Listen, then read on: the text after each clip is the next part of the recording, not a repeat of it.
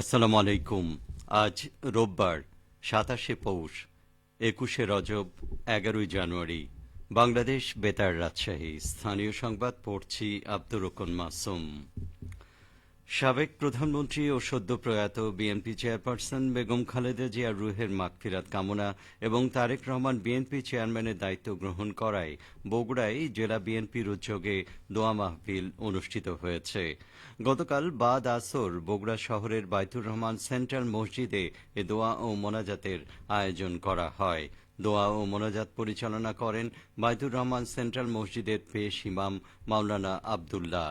উল্লেখ্য, গত শুক্রবার রাতে গুলশানে বিএনপি চেয়ারপারসনের কার্যালয়ে অনুষ্ঠিত জাতীয় স্থায়ী কমিটির জরুরি সভায় গঠনতন্ত্র অনুযায়ী তারেক রহমান বিএনপি চেয়ারম্যানের দায়িত্ব গ্রহণ করেন। সাবেক প্রধানমন্ত্রী ও বিএনপি চেয়ারপারসন বেগম খালেদা জিয়ার রুহের মাগফিরাত কামনা করে নাটোরের লালপুরে দোয়া ও আলোচনা সভা অনুষ্ঠিত হয়েছে। গতকাল উপজেলার জয়ন্তীপুর মাদ্রাসা মাঠে আয়োজিত অনুষ্ঠানে প্রধান অতিথি ছিলেন নাটোর ১ আসনে বিএনপি মনোনীত সংসদ সদস্য প্রার্থী ব্যারিস্টার ফারজানা শারমিন পুতুল। অনুষ্ঠানে তিনি বলেন, বেগম খালেদা জিয়া নিজে নির্যাতনের শিকার হয়েও দেশ ও মানুষের কল্যাণে নিরলসভাবে কাজ করে গেছেন। হাজারো কষ্ট লালন করে তিনি দেশ ছেড়ে কোথাও যাননি। মহান আল্লাহ যেন তাকে বেহেশতের সর্বোচ্চ মর্যাদা দান করেন। রাজশাহী বিশ্ববিদ্যালয়ের সাবেক শিক্ষার্থীদের সংগঠন রাবিয়ানের পুনর্মিলনী নাটোরে অনুষ্ঠিত হয়েছে। গতকাল জেলা পরিষদ অডিটোরিয়ামে অনুষ্ঠিত পুনর্মিলনী অনুষ্ঠানে সভাপতিত্ব করেন রাবিয়ানের সভাপতি অ্যাডভোকেট রুহুল আমিন তালুকদার টগর। এ উপলক্ষে উদ্বোধনী অনুষ্ঠান শেষে বের হওয়া বর্ণাঢ্য শোভাযাত্রা শহরের প্রধান সড়ক প্রদক্ষিণ করে। পরে অনুষ্ঠিত বার্ষিক সাধারণ সভায় অ্যাডভোকেট রুহুল আমিন তালুকদার টগরকে সভাপতি, সাইফুল ইসলাম পলাশকে কার্যকরী সভাপতি এবং অরুণ কুমার ঘোষকে সাধারণ সম্পাদক ঘোষণা করে ৬৩ সদস্য বিশিষ্ট ত্রিবার্ষিক কার্যনির্বাহী পরিষদ গঠন করা হয়। শেষে পরিবেশন করা হয় সাংস্কৃতিক অনুষ্ঠান।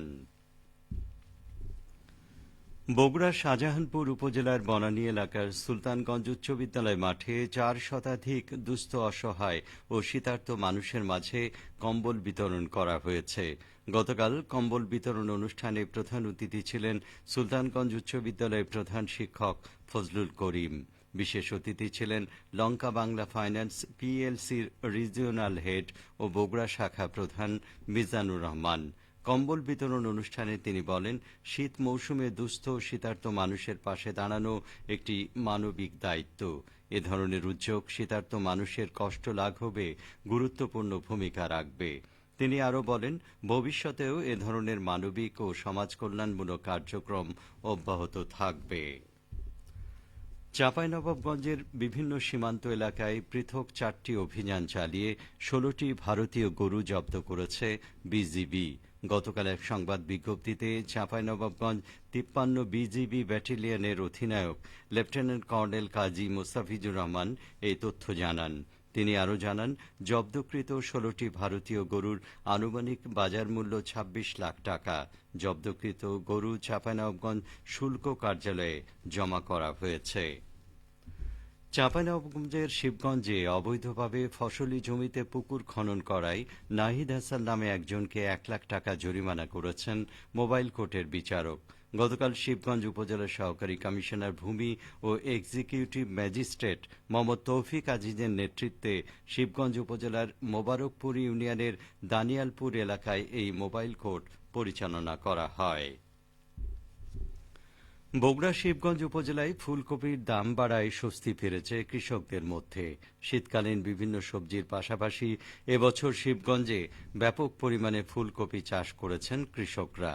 গতকাল উপজেলার বড় সবজি বাজার মহাস্থান হাটে প্রতিমণ ফুলকপি ১,২০০ টাকা থেকে ১,৪০০ টাকায় বেচাকেনা হতে দেখা গেছে। শিবগঞ্জ উপজেলা কৃষি কর্মকর্তা আব্দুল হান্নান জানান, ১ মাস আগের তুলনায় বর্তমানে বাজারে ফুলকপির আমদানি কমে গেছে। চাহিদা অনুযায়ী সরবরাহ না থাকায় ফুলকপির দাম বেড়েছে বলে তিনি জানান। সবশেষে আবহাওয়া আজ সকাল ৬টায় রাজশাহীতে তাপমাত্রা ছিল ১০.৫ ডিগ্রি সেলসিয়াস। এই সময় বাতাসে আর্দ্রতার পরিমাণ ছিল ৯৭%। রাজশাহী ও পার্শ্ববর্তী এলাকায় আজ সূর্যোদয় হয়েছে সকাল ৬টা ৫১ মিনিটে, সূর্যাস্ত সন্ধে ৫টা ৩৫ মিনিটে। সংবাদ শেষ হলো। আমাদের পরবর্তী স্থানীয় সংবাদ দুপুর ১২টা ১০ মিনিটে।